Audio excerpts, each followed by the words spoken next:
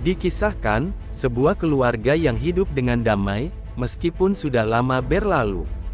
Mereka pun hidup di sebuah kota yang maju, dan menjalani hidup seperti biasa, sampai suatu hari, perang pun menghancurkan segalanya, dan termasuk tempat di mana mereka tinggal. Dan kini, yang tersisa dari umat manusia hanyalah jejak. Bahkan ingatan terlama dari MC kita pun, adalah jalanan yang penuh debu. Aroma menyengat, dan ekspresi datar, semua orang, tapi, semuanya masih terlihat baik-baik saja, karena masih ada senyuman yang menyambutnya, dan bahu yang hangat, untuknya bersandar, sampai suatu hari. Mereka muncul, dari keputusasaan manusia, dan mereka adalah, para dewa. Mereka pun berkata, "Wahai para manusia, pujalah kami adalah master kalian, dan pemimpin dari dunia yang baru, dan dunia akan dibentuk kembali, dalam nama dewa." Para manusia, yang merindukan untuk diselamatkan, memberikan jiwa-jiwa mereka pada santuari.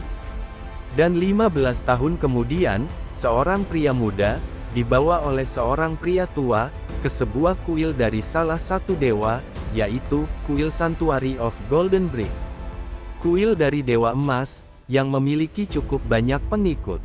Dan nyatanya, untuk menjadi pengikutnya, mereka harus memberikan persembahan untuk Dewa Emas, yaitu, mereka harus membawa seseorang untuk diberikan pada dewa. Si pria tua pun pergi dengan penjaga kuil itu, sementara si pria muda pun dibawa untuk menghadap dewa.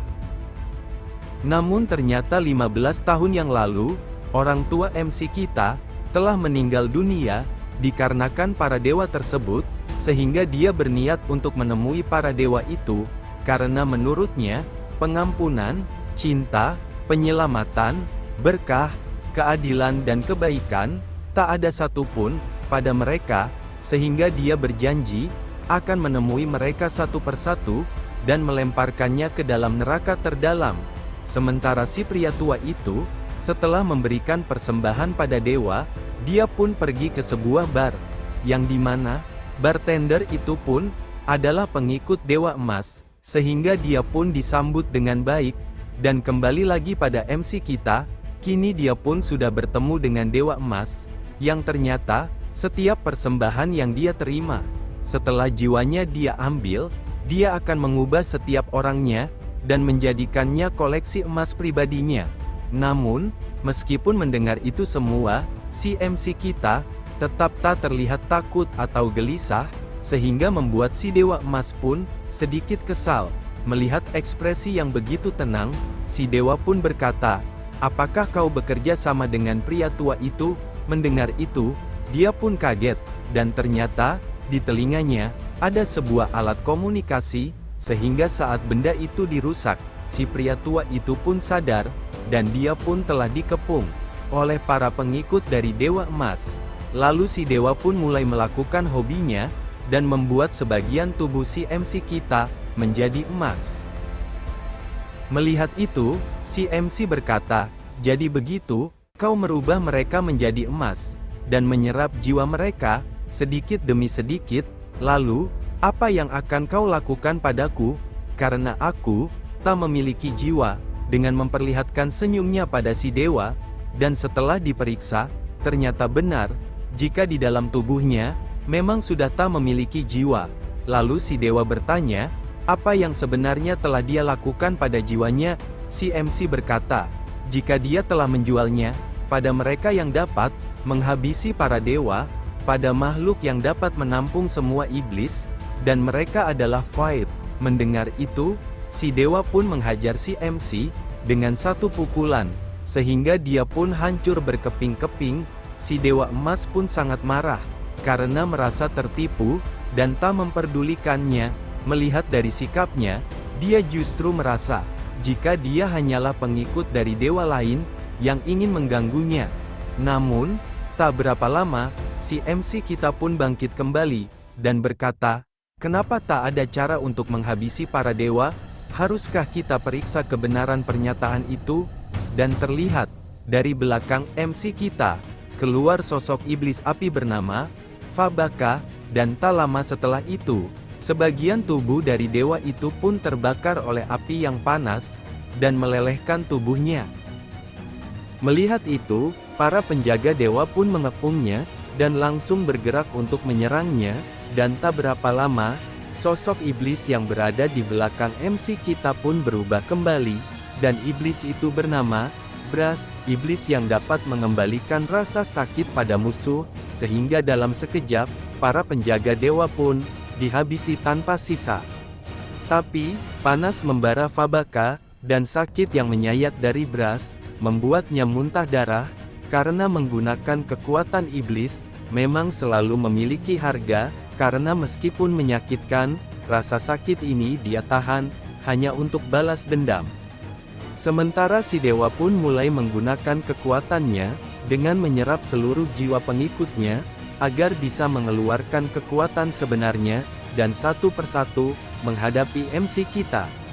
MC kita pun sudah menduganya, untuk melawan dewa, tak cukup hanya menggunakan kekuatan iblis level menengah, oleh karena itu, dia juga akan serius, dan akan menunjukkan, seperti apa, neraka yang akan dia berikan. Rupanya, pria tua di awal scene tadi adalah partner MC, dan dia bernama Walter. 5 tahun yang lalu, saat Walter bertemu dengan MC kita, yang bernama Dail, dia berkata, "Kau pasti telah kehilangan orang-orang yang berharga, itu bukanlah kejadian yang aneh, di dunia kita saat ini. Manusia memburu manusia, untuk memasuki santuari, dan menjadi pengikut dari para dewa. Umat manusia, telah menjadi mangsa para dewa, bagaimana menurutmu, apa dunia seperti ini bisa berubah?" Dengan tatapan yang kesal dan marah, dunia seperti ini, lebih baik dihancurkan saja. Mendengar itu, Walter pun tertawa, dan berkata, "Benar sekali, dunia seperti ini tak bisa berubah, dunia seperti ini harus dihancurkan, dan dibangun kembali. Oleh karena itu aku datang kemari, aku memimpin grup non-pengikut dari timur, baru-baru ini kami menemukan relik Void, dan kabarnya, itu satu-satunya yang dapat menghabisi para dewa, dan relik ini membawaku ke sini, dan aku pun bertemu denganmu. Kau adalah anak yang telah terpilih oleh Void, jadilah senjata untuk melawan para dewa." Dengan menangis, Dail pun menerima tawarannya, demi balas dendam orang tua dan kakaknya. Kembali ke masa sekarang, si dewa pun tampak meremehkan Dail, dengan berkata, "Walaupun kau menggunakan kekuatan iblis sekalipun, di hadapan dewa, kau hanyalah setitik debu," dan terlihat, sedikit demi sedikit, dia pun berubah, semakin besar, karena menyerap jiwa-jiwa dari para pengikutnya, dan saat dia telah berubah sepenuhnya, dia berkata, "Di sini, di Golden Sanctuary, akulah yang berkuasa dan yang terkuat." Lalu, dia pun melancarkan serangan yang dahsyat pada Dail, namun, begitu serangannya datang, Dail pun menggunakan kekuatan Brass, dan mengembalikan serangannya, sehingga kepala Dewa Emas pun terbelah dua. Namun, rupanya si dewa bisa beregenerasi dengan cepat, lalu kembali menyerang Dail, dengan pukulan yang bertubi-tubi, sehingga membuat kuilnya pun hancur, dan para pengikutnya berlarian kabur. Dan tak lama kemudian, santuarinya pun hancur, dan terlihat, semua pengikutnya dan warga berubah menjadi patung emas, karena jiwa mereka dihisap oleh Dewa Emas. Tak lama kemudian, seorang wanita datang, dengan mengendarai motor, untuk membantu Walter, dan wanita itu bernama Katie. Dia adalah salah satu anggota grup non-pengikut, yang secara diam-diam, mengikuti Dail dan Walter. Namun, Walter mengatakan, jika dia tak apa-apa, dan berkata pada Katie, jika dia datang ke sini, bukan tanpa persiapan, dia datang ke sini, karena telah menyelesaikan senjata, untuk menghabisi para dewa, karena Dail, yang 5 tahun lalu turun ke neraka, telah berhasil menjalin kontrak dengan Void, berkat rasa ingin balas dendam yang begitu kuat. Dan Walter menyuruh Katie, untuk melihat, bagaimana Dail, akan menghabisi Golden Sanctuary saat ini.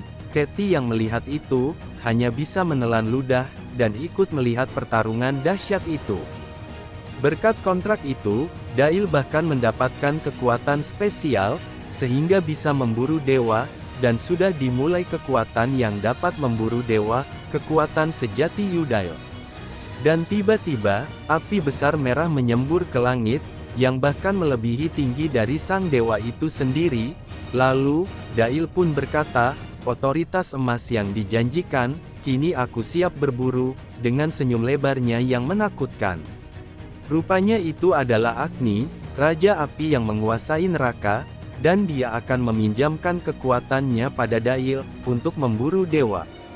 Lalu Agni pun memberikan mahkotanya pada Dail, dan ternyata, inilah kekuatan spesial yang Dail bawa dari neraka, dan kekuatan itu adalah, kekuatan untuk dapat dirasuki, Demon King of the Void, Demon King Possession, dan seluruh tubuh Dail pun berubah menjadi merah bara api yang menyala-nyala. Lalu, Dail pun bersiap melompat, dan langsung melompat tinggi ke arah dewa. Si dewa pun berusaha menahannya dengan tangan, namun, tangannya malah hancur karena saking panasnya tubuh Dail. Dail pun melompat ke atasnya, dan siap mengeluarkan kekuatannya, dan dari atas, Dail pun berkata, jika dia akan menghanguskannya sampai ke tulang.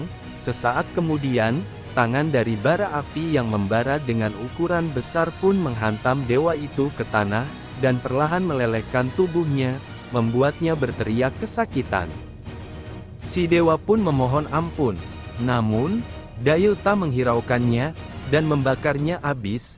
Melihat itu, Walter sangatlah senang karena ini barulah permulaan, sementara Katie sangat terkejut, karena Dail benar-benar dapat mengalahkan dewa. Dan tak berapa lama, dari kepulan asap yang tebal, Dail pun muncul, dan berkata, jika dia telah kembali,